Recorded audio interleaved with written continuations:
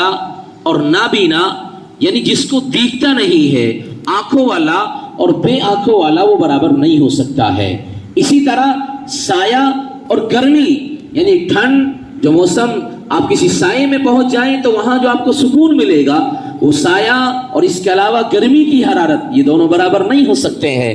اسی طرح اللہ تبارک و تعالی ارشاد فرماتے ہیں کہ مردہ اور زندہ یہ بھی برابر نہیں ہو سکتے ہیں۔ مفسرین فرماتے ہیں کہ اس آیت سے سمجھانے کا مقصد یہ ہے کہ جس طرح بینا اور نابینا، دیکھنے والا اور بنا دیکھنے والا برابر نہیں ہو سکتا ہے، کہ دیکھنے والا جب راستے میں چلے گا تو اس کو یہ نظر آ جائے گا کہ سامنے کوئی تکلیف دہ چیز تو نہیں پڑی ہوئی ہے، کوئی گڈھا تو نہیں ہے، کوئی کنواں تو نہیں ہے، میرے سامنے میرا کوئی دشمن تو نہیں کھڑا ہوا ہے، کوئی خوف کی چیز تو میرے سامنے موجود نہیں ہے۔ بجائے اس کے کہ ایک نابینا آدمی چلے، اس کو کچھ معلوم نہیں ہے کہ راستے میں کیا نظر آ جائے، کہ راستے میں کیا پڑا ہوا ہے، کیا اس کو نقصان پہنچا دے، کس سے اس کو تکلیف پہنچ جائے۔ اسی لیے اللہ تبارک و تعالی فرماتے ہیں کہ دونوں کا بالکل مقام اور مرتبہ بھی الگ ہے۔ دیکھنے والا اپنی زندگی سکون کے ساتھ گزار سکتا ہے، عافیت کے ساتھ دیکھ سکتا ہے، لیکن نابینا نہ دیکھنے والا اپنی زندگی کو سکون سے نہیں گزار سکتا، یقینی طور پر کسی کا محتاج ہوتا ہے۔ اسی طرح سایہ اور گرمی ہے، آدمی گرمی میں پہنچے تو تکلیف محسوس کرتا ہے، پریشانی محسوس کرتا ہے، سائے میں پہنچنے کے بعد اس کو اطمینان ہوتا ہے، فرحت ملتی ہے، سکون ملتا ہے، اس کے قلب کو اطمینان ہوتا ہے۔ اسی طرح سایہ اور گرمی یہ بھی برابر نہیں ہو سکتے، اور اللہ تبارک و تعالی ارشاد فرماتے ہیں کہ تاریکی، اندھیرا اور روشنی یہ بھی برابر نہیں ہو سکتے۔ ایک آدمی ذرا اجالے میں زندگی گزارے تو الگ کیفیت ہوتی ہے، اندھیرے میں پہنچنے کے بعد الگ کیفیت ہو جاتی ہے۔ کتنے تو افراد ہیں جو اندھیرے میں زندگی گزارنا ہی پسند نہیں کرتے، لیکن یہ دونوں برابر نہیں ہے۔ تاریکی کی الگ کیفیت ہے اور نورانیت، روشنی کی الگ کیفیت ہے۔ اور اللہ اخیر میں ارشاد فرماتے ہیں کہ مردہ اور زندہ یہ بھی برابر نہیں ہو سکتے۔ ایک زندہ ہے، اپنی زندگی میں بہت سارے کام کر سکتا ہے، بحسن خوبی انجام دے سکتا ہے، نماز کی ضرورت پڑی تو پڑھ سکتا ہے، زکوٰۃ دینے کی ضرورت پڑی تو دے سکتا ہے، اپنے والدین کے ساتھ حسن سلوک کی ضرورت پڑے تو کر سکتا ہے، یہ زندہ ہے۔ اللہ نے اس کو زندہ اور حیات رکھے ہوئے ہیں، اپنی زندگی میں بہت سارے اعمال کو داخل کر سکتا ہے، لیکن دنیا سے جانے کے بعد وہ مردہ ہو چکا ہے، اس کی کیفیت بدل چکی ہے، اب وہ کسی چیز کے کرنے پر قادر نہیں ہے، اب کس عمل کو اپنی زندگی میں لا سکتا ہے۔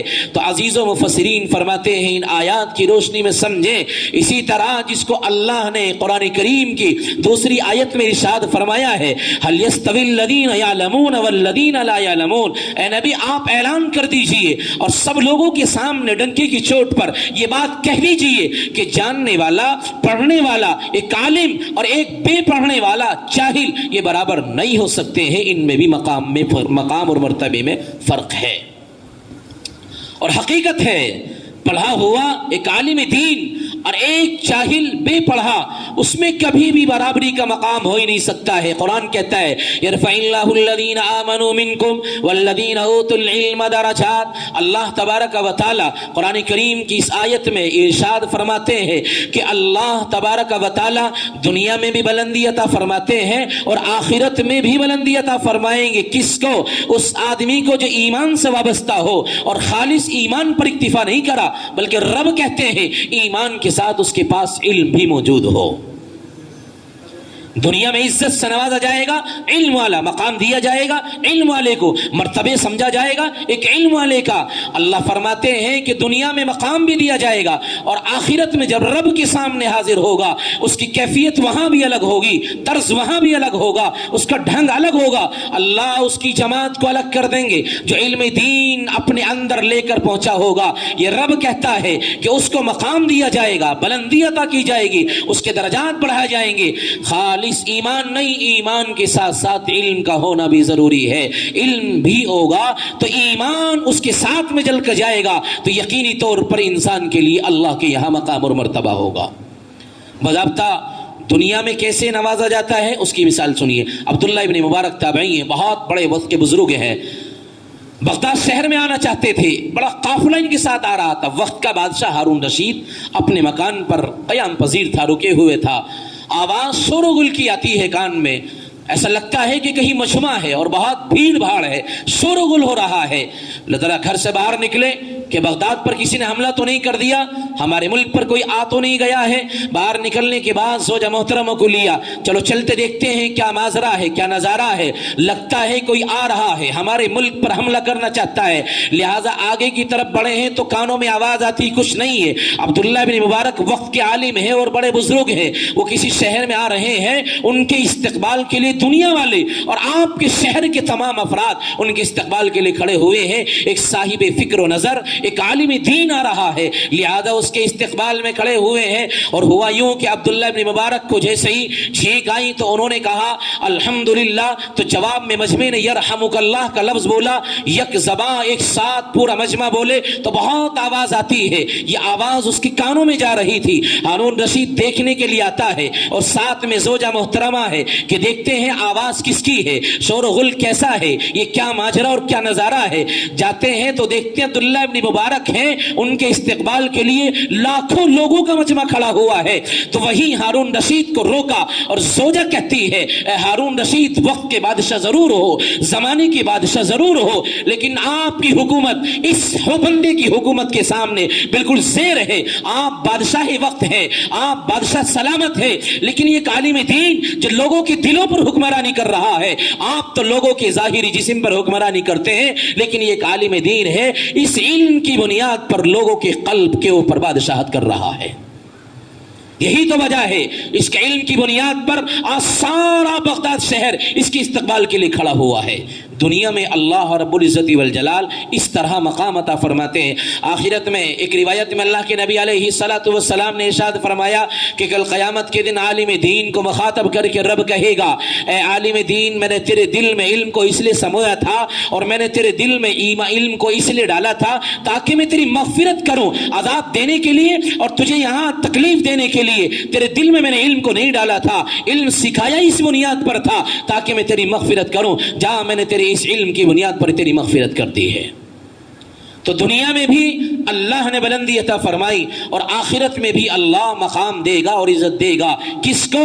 ایمان کے ساتھ جس کے پاس علم کا جو موتی ہے یہ ہوگا. اگر علم نہیں ہے تو انسان بالکل نابینا ہو کر زندگی گزارتا ہے. علم نہیں ہے تو انسان مردہ ہو کر زندگی گزارتا ہے. علم نہیں ہے تو جس طرح انسان دھوپ میں پریشانی میں زندگی گزارتا ہے اسی طرح انسان اسی طرح تکلیف میں زندگی گزارے گا. رب کہتا ہے ضروری طور پر یہ کبھی مردہ اور زندہ برابر نہیں ہو سکتے ہیں. اسی طرح علم والے اور بے علم والے برابر نہیں ہو سکتے ہیں. علم دین کی اہمیت و افادیت کو سمجھیے. رب بارہا قرآن کریم میں ارشاد فرماتے ہیں علم دین کی اہمیت کو سمجھانے کے لیے اور فضیلت کو بتانے کے لیے. جہاں رب نے یہ کہا کہ یہ علم بنیاد اور مرتبہ اور مقام کو سمجھانے کے لیے اس علم کی بنیاد پر ملے گا، وہی رب یوں کہتا ہے کہ علم والے اور بغیر علم والے برابر نہیں ہو سکتے. اور اللہ کے نبی علیہ الصلوۃ والسلام نے باضابطہ ناز کیا اور فخر کیا اس جملے پر. اللہ کے نبی کہتے ہیں انما بعثت معلما، کہ یقینی طور پر میں تو سمجھانے کے لیے اور لوگوں کو علم سکھانے کے لیے دنیا میں بھیجا گیا.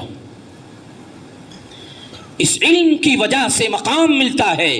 سیدنا آدم علیہ السلام کو دیکھیے، فرشتوں نے سجدہ کیا کس بنیاد پر؟ اس پر نہیں کہ آدم ہے، اس بنیاد پر نہیں کہ خالص پیغمبر ہے، نہیں، بلکہ علم کی بنیاد پر، اس سیکھنے اور سکھانے کی بنیاد پر. جب فرشتوں سے رب نے کہا تھا بتائیے ان ساری چیزوں کے نام، نہیں علم تھا، لیکن آدم علیہ السلام کو رب نے سکھا دیا تھا اور بتلا دیا تھا، جس کی بنیاد پر مقام اور مرتبہ ملا کہ اللہ نے فرشتوں کو حکم دے دیا سجدہ کر دیے اور اس کے سامنے ذرا سجدہ ریز ہو جائیے. کیوں؟ اللہ نے علم سے نوازا تھا. علم کی بنیاد پر ہی اللہ نے یہ مقام دیا کہ فرشتوں نے بھی ان کو سجدہ کیا. علم سے بہرور ہونا اور علم سے واقفیت کا ہونا، علم دین کی اہمیت کو سمجھنا یقیناً انسان کی زندگی میں شعور بھی لاتا ہے اور رفع درجات کا مقام اور مرتبے کا حامل بھی ہوتا ہے. سلیمان علیہ السلام کا لشکر آ رہا ہے، قافلہ ہے پورا. ایک چونٹی ہے، اتنا سی ذات ہے چونٹی کی. ایک چونٹی نے اپنی ساری چونٹیوں کو جمع کر کے مخاطب ہو گئی، یوں کہا کہ آپ اپنے سوراخ میں بل میں واپس چلی جائیے. پوچھا کیوں؟ تو چونٹی کہتی ہے پیغمبر سلیمان علیہ السلام کا لشکر آ رہا ہے، کہیں عدم توجہ کی بنیاد پر یعنی غفلت کی وجہ سے ہمارے سارے قافلے کو وہ دبا نہ ڈالے.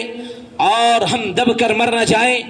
لہذا غفلت کی بنیاد پر عدم توجہ کی وجہ سے ذرا دھیان نہ دیں اور توجہ نہ ہو پائے، جس کی بنیاد پر ہمارے پورے قافلے کو چیونٹیوں کو جو لشکر ہے اس کو کہیں تباہ اور برباد نہ کر ڈالے. اس لیے آپ اپنے بلوں میں سوراخ میں واپس چلے جائیے. آپ اندازہ لگائیے ایک چیونٹی ہے جو اپنی جماعت کو یہ حکم دے رہی ہے کہ آپ اندر چلی جائیں. گویا کہ اس کے پاس علم ہے کس بات کا کہ سلیمان کا جو لشکر آ رہا ہے کہیں بے توجہی کی بنیاد پر آپ کے اوپر حمل آپ کو دبا نہ دے.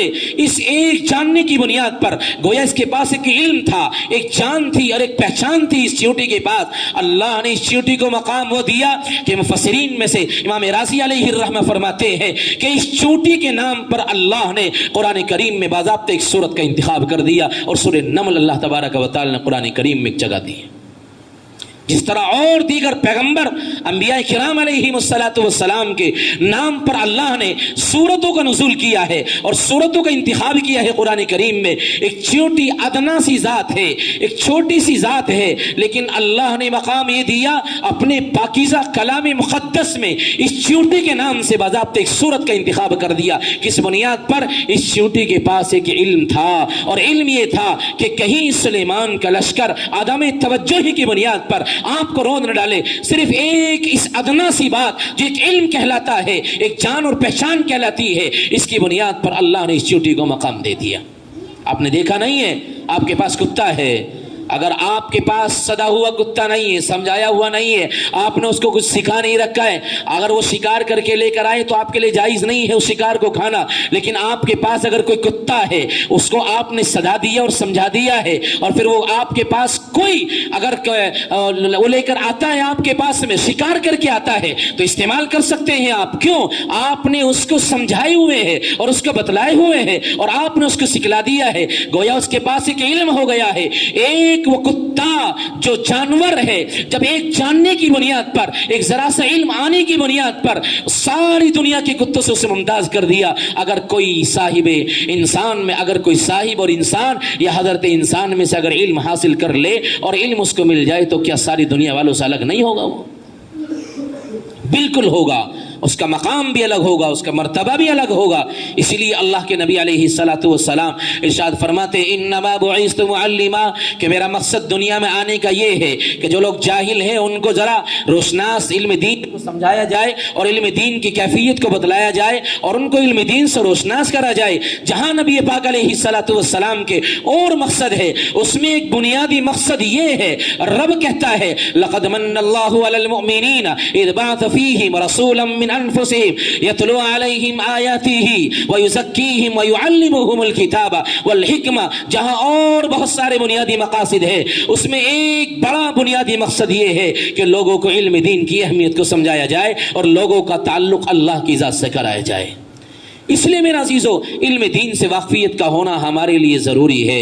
معاشرے میں نکھار لانے کے لیے، گھر میں اپنا سدھار لانے کے لیے اور گھر میں اپنے نکھار لانے کے لیے اور گھر میں اپنے سدھار پیدا کرنے کے لیے علم دین کا ہونا بے انتہا ضروری ہے اور از حد ضروری ہے. اگر علم دین ہوگا تو یقینی طور پر ہمیں اپنے والدین کے حقوق بھی سمجھنے والے ہوں گے. علم دین ہوگا تو بڑا بھائی چھوٹے بھائی کی اہمیت کو سمجھے گا. اگر علم دین ہوگا تو ایک خاندان والا دوسرے خاندان کے مقام کو سمجھے گا. اگر علم ہوگا تو اپنی اولاد اپنے ماں باپ کے حقوق جانے گی. علم ہوگا تو اولاد کے حقوق کو ماں باپ جانیں گے، لیکن علم کی بنیاد پر جانیں گے. اگر علم نہیں ہے تو پھر ایک جانور کی زندگی اور بے علم والے کی زندگی میں کوئی فرق نہیں ہے. زندگی جانور بھی گزارتا ہے، حیوان بھی گزار رہا ہے اور ایک بے علم والا انسان بھی گزار رہا ہے. اب ان کی زندگی گزارنے میں کوئی مقام اور کوئی فرق اور مرتبہ نہیں ہوتا ہے.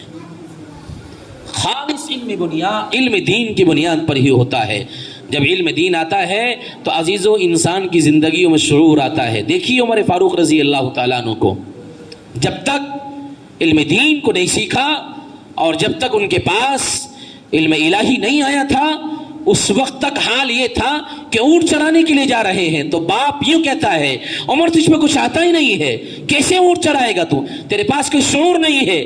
لیکن جب علم الہی کو سمجھا اور علم سے روشناس ہوئے اور علم کی واقفیت کو جانا تو پھر مقام یہ ہوا کہ اسی عمر کی دور رسی کی بنیاد پر اور اسی عمر فاروق رضی اللہ تعالیٰ عنہ کی ذہانت کی بنیاد پر اور انہی کی فکر کی بنیاد پر آپ کو اور میرا سچا آقا نبی پاک علیہ الصلوۃ والسلام ارشاد فرماتے ہیں اگر میرے بعد نبوت کا دروازہ کھلا ہوا ہوتا تو کسی اور کے حق میں نبوت نہیں آتی. اس روئے زمین پر ایک تنہا ہستی تھی, وہ سیدنا عمر فاروق رضی اللہ تعالیٰ عنہ کی. جی جابر رضی اللہ تعالیٰ عنہ, نہ گھر ہے نہ مکان ہے نہ در ہے, کچھ نہیں ہے, اسی طرح زندگی گزار رہے ہیں. لیکن جب علم آیا ہے تو اللہ اکبر وہ مقام ملا ہے. 1400 سال گزر گئے اس دنیا سے, رخصت ہوئے, لیکن کوئی عالم دین جب تک عالم بن ہی نہیں سکتا ہے جب تک ابو ہریرہ رضی اللہ تعالیٰ عنہ کی روایتوں کو نہ پڑھ لے. ایسا لگتا ہے گویا ابھی انہی کی ساری باتیں ہیں. ابو ہریرہ رضی اللہ تعالیٰ عنہ, ان کے بارے میں بھی یہی ہے. تو انہوں نے علم دین کو ذرا سمجھا اور علم دین کی اہمیت کو اپنے اندر لے کر آئے تو پھر اللہ رب العزت والجلال نے مقام وہ دیا کہ علم دین سے پہلے صرف مکے کی زمین اور مکے کے جو ہے حدود تک تھے, بس وہیں تک محدود تھے. لیکن جب علم آیا اور علم الہی کو سمجھا تو پھر اللہ رب العزت والجلال نے وہ مقام دیا کہ مکے کی سرزمین کے علاوہ سارے جزیرۃ العرب میں اللہ رب العزت والجلال نے روشناس کرا دی اور ان کے ذریعے سے اللہ نے دین کو پھیلایا ہے. ضرورت ہے اس بات کی کہ ہم سمجھیں علم دین کس کو کہا جاتا ہے. ضرورت ہے اس بات کی ہم سمجھیں جو اللہ کے نبی نے فرمایا کہ روایت میں لا خیر فی من کان من امتی لیس بعالم او متعلم, یہ میرا اور آپ کا سچا آقا کہتا ہے. یاد رکھنا عالم اور متعلم یعنی سیکھنے والا اور سکھانے والا, یہ میرا نبی کہتا ہے ان دو آدمیوں کے علاوہ کسی اور سے کوئی خیر کی امید نہیں کی جا سکتی ہے. یعنی یا تو پڑھنے والا ہو, سمجھنے والا ہو یا پڑھانے والا ہو. میرا نبی کہتا ہے یہ دو اس روئے زمین پر ایسے شخص ہیں کہ جن سے خیر کی امید کی جا سکتی ہے. یعنی عالم یا متعلم, پڑھنے والا یا پڑھانے والا, علم دین سیکھنے والا, علم دین سکھانے والا, یہ دونوں ایسے ہیں جس کی ضمانت اللہ کا نبی لیتا ہے اور کہتا ہے اگر یہ متعلم ہے, پڑھنے والا ہے اور یہ علم دین کو سیکھ رہا ہے تو ہمیشہ اس سے خیر کی امید رکھی جائے گی, خیر ہی اس سے نکلے گی. اسی طرح پڑھانے والا جو علم دین کو پڑھا رہا ہو اور دین کو سمجھا رہا ہو, یہ میرا نبی کہتا ہے کہ اس سے بھی خیر ہی نکلے گی اور خیر ہی سمجھائے گا اور خیر ہی بتلائے گا. یعنی شر کا اس سے کوئی شائبہ نہیں ہے. اب آپ اس حدیث کی روشنی میں اندازہ لگائیے کہ اللہ کا نبی کہتا ہے یہ دو شخص ایسے ہیں کہ جن سے ہمیشہ خیر ہی ٹپکتی ہے اور خیر ہی نکلتی ہے اور خیر ہی پھیلاتے ہیں اور لوگوں کو اچھا ہی سمجھاتے ہیں, لوگوں کو بھلائی سمجھاتے ہیں, لوگوں کو بہترین باتیں سمجھاتے ہیں. اس کے علاوہ کوئی اور ایسا نہیں ہے کہ جس سے ہم یہ اندازہ کر لیں کہ اس سے خیر آ سکتی ہے. سوچی تو صحیح, اللہ کے نبی علیہ الصلوۃ والسلام ایک روایت میں ارشاد فرماتے ہیں اب ہم یہ سمجھے کہ علم کس کو کہا جاتا ہے. ہم نے تو مشاہدات و تجربات اور فنون کو علم سمجھ لیا ہے. ہم نے سوچا کہ بڑے کالج میں اپنے بچے کا ایڈمیشن کرا دیا جائے, بس یہ اس کے پاس علم آ جائے گا, یونیورسٹی میں بھیج دیا جائے علم آ جائے گا. انکار نہیں اس سے, عصری تعلیم کی جہاں تک ضرورت ہو حاصل کرنی چاہیے. دنیاوی تعلیم صرف ضرورت تک محدود ہے اور دین کی تعلیم ضرورت نہیں. دین کی تعلیم انسان کی زندگی کا مقصد ہے, بنیادی مقصد ہے. اس علم دین کے بغیر انسان زندگی گزار ہی نہیں سکتا ہے. گزارے گا تو جانور کی طرح زندگی گزارے گا. ایک عصری تعلیم حاصل کرنے والا اور دنیا کی تعلیم حاصل کرنے والا اگر نہیں کرتا ہے تو پھر بھی اس کی زندگی گزر جائے گی. لیکن اگر علم دین اس کے پاس نہیں ہے تو میں آپ سے یہ بالکل صحیح طور پر کہہ رہا ہوں پھر اس کی زندگی صحیح معنی میں نہیں گزر سکتی جس طرح اللہ کا مقصد ہے زندگی گزارنے کا ہماری طرف. ہم نے صرف فنون کو علم سمجھا ہے جبکہ علم یہ نہیں ہے. علم حقیقت وہ ہے جس کو میرا اور آپ کا سچا آقا فرماتا ہے. اللہ کے نبی علیہ الصلوۃ والسلام ایک روایت میں ارشاد فرماتے ہیں العلم ثلاثۃ آیۃ محکمۃ او سنۃ قائمۃ او فریضۃ عادلۃ وما کان سوى ذلك فهو فضل. اللہ کے نبی فرماتے ہیں کہ 3 طرح کا علم ہوتا ہے. 3 طرح کا علم ہے, قرآن کا علم, حدیث کا علم یا قرآن اور حدیث کے مجموعے کا علم. لہذا ہم اس علم کو حاصل کریں کہ جس علم کا تعلق قرآن سے ہو. اول تو ہم قرآن کی تعلیم حاصل کریں, احادیث کی تعلیم حاصل کریں. یہ علم ہے, صحیح معنی میں علم ہے. یا پھر ہم اس تعلیم کو حاصل کریں کہ جس کا تعلق براہ راست قرآن سے ہو، جس کا تعلق احادیث نبویہ سے ہو. لہذا قرآن سے اور احادیث نبویہ سے جس علم کا تعلق ہوگا اس کو سیکھیے اور ڈنکے کی چوٹ پر سیکھیے اور خوب سیکھیے، اس میں کوئی منع نہیں ہے. لیکن ایسا علم کہ جس علم کا تعلق قرآن سے نہ ہو، احادیث نبویہ سے نہ ہو، تو یاد رکھنا وہ علم انسان کو گمراہی میں لے جاتا ہے، انسان کو رہنمائی نہیں دلاتا ہے. میرا نبی کہتا ہے 3 طرح کا علم ہے، قرآن کا علم ہے، احادیث کا علم ہے، یہ ان دونوں کے مجموعے کا علم ہے. وما کان سوا ذلک فہو فضل، اس کے علاوہ تو سارا زائد ہی ہے، یعنی بالکل فضول ہے، کوئی حقیقت نہیں ہے. اب آپ بتائیں آپ کا نظریہ درست ہے یا اللہ کے نبی کی تعلیم درست ہے؟ میرا اور آپ کی فکر صحیح ہے یا اللہ کے نبی کی تعلیم درست ہے؟ بجا ہے اللہ کے نبی کی تعلیم. لہٰذا اگر ہم اسکولوں میں اور یونیورسٹیوں میں وہ تعلیم حاصل کر لیں کہ جس کا تعلق قرآن سے احادیث سے ہے، الحمدللہ بہت ساری یونیورسٹیاں اور کالجز ایسے ہیں کہ جس میں وہ علم دیا جاتا ہے کہ جن کا تعلق قرآن سے اور احادیث سے ہے، تو سیکھیے، کوئی منع نہیں ہے. لیکن خالص اس علم سے پرہیز کیجیے کہ جس علم کا تعلق قرآن سے اور احادیث سے نہ ہو، جو علم ہمیں بجائے رہنمائی کے گمراہی کی طرف لے جاتا ہو.